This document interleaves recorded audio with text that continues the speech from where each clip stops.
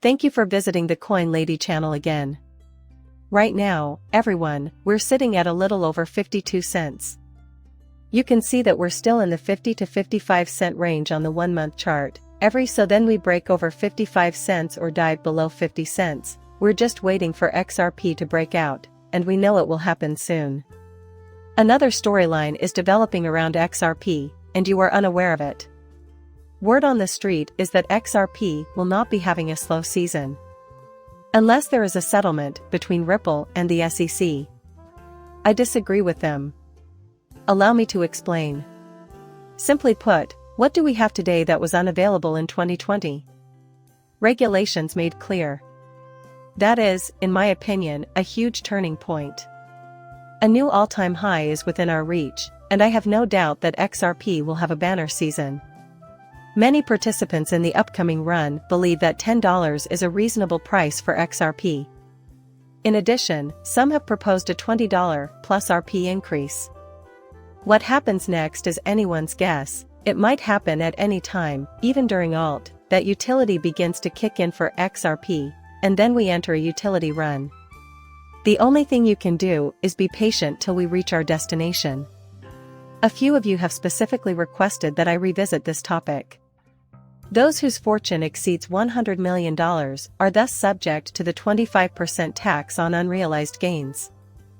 Additionally, only those with yearly incomes above $1 million and investments exceeding $400,000 are subject to the 44.6% capital gains tax. Many would argue, that's fantastic, they're taxing the wealthy. However, I have some concerns about this proposal. First of all, the middle class will not experience a decrease in their tax burden as a result of this. The impoverished will undoubtedly not benefit from it either. You are aware of the current state of affairs in this nation. It's terrible that they're transferring money out of the US while people suffer. Moreover, these figures could be flipped at any second, which would have an immediate impact on the middle class. Alternatively, we will see the wealthy simply leave the country. It will happen again this year. The question then becomes who exactly will be taxed, the middle class. Until additional taxes are imposed, perhaps the government should first rein in its spending. Their argument will be that the government will have to close unless the debt ceiling is raised. And that's fantastic news all across the major news outlets. Many will believe that nonsense. These are the facts. They will keep raising the debt ceiling and will not shut down the government. That concludes it. That's the crux of the matter. However, this tax is completely unacceptable to me. Actually, we should eliminate many of the current levies rather than propose new ones. To resolve taxes concerns connected to block rewards paid by crypto miners, bipartisan U.S. lawmakers, including Wiley Nickel and Representatives Drew Ferguson, have presented the Providing Tax Clarity for Digital Assets Act. The current climate of digital asset taxes and subsequent IRS rulings prompted the change. By limiting taxation of block rewards to the moment of sale or exchange, the measure aims to bring much-needed clarity, equity, and uniformity to the tax system. I think that's a good concept. So, let's take this hairstyle a step further. Being proposed as an ESDR, the bricks are proved to be the sole answer. Now, ESDRS has been a hot topic recently, according to Mr. Man and smoking. We haven't arrived yet, but I really believe it could be the way forward. The International Monetary Fund, IMF, is likely to increase its rhetoric toward an ESDR in the coming year. Suddenly, we'll be looking at it at $1,000 plus XRP, which was probably always their intention with XRP and XLM. If Mr. Man hears about this setup with Ripple's Escrow, it could indicate that USD stable currency may use some of the Ripple's escrowed XRP as its value add. The International Monetary Fund predicts that once Palau exits the regulated sandbox and follows through with their departure strategy, its USD-backed stablecoin will serve as the foundation for Palau stablecoin. You know, XRP is always going to move it, and Ripple's USD stablecoin will have its first use case. The International Monetary Fund, IMF, or the Federal Reserve, Fed, seemed like the most likely recipients of the escrow, though.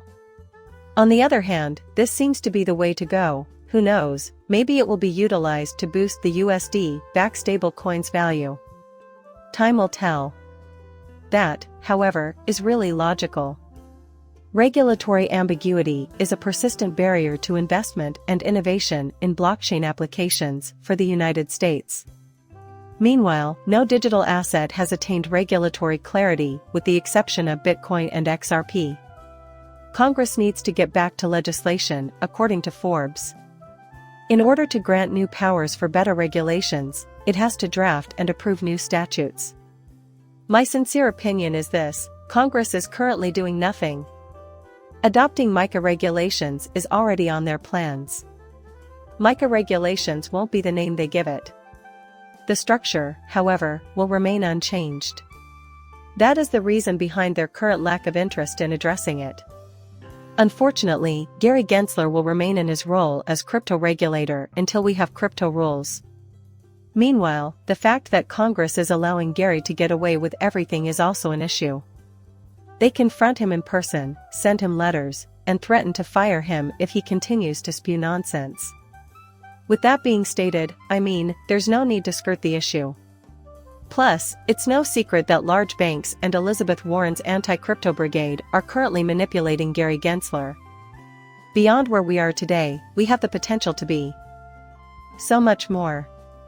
The Citizen Architectures and Digital ID project, which is being backed by Ripple, is publishing a series of content focused on the topic. Ripple has worked with data privacy to discover ways to construct an inclusive digital ID. Clear crypto rules in the US would be a huge help. Within the context of developing a digital public infrastructure, the project intends to investigate the intersection between digital identification and data protection. At the moment, they're focusing on Brazil, but eventually, every country will have digital ID. A digital ID will be required in order to use the new monetary system. This is something that I have never liked. However, I am confident that this is the way forward as we approach a tipping point in terms of the new financial system or real-time payments. According to Bank of America, yes. Continuously accessible at all times. Consider today's desires. The good old days of patiently waiting for the promised sum to materialize. That is currently drawing to a close. Nowadays, people would rather not wait for anything. They demand instant gratification. Financial institutions, companies, and individuals working abroad can all benefit from real-time payments. This is true not only for cryptocurrency, but for all of these industries. Plus, you can count on receiving your paycheck every single day, because that's also on the way. The 2-week payment delay will eventually expire. It won't be long until you have your hands on that cash. Yes, it is the way to go. Another factor that will cause widespread use is the fact that consumers will start receiving payments without ever having to think about blockchain or cryptocurrency. But this is still evolving over time. Well, that concludes our video. Your support in the form of a like and a subscription would mean the world to me. Coming up shortly, farewell.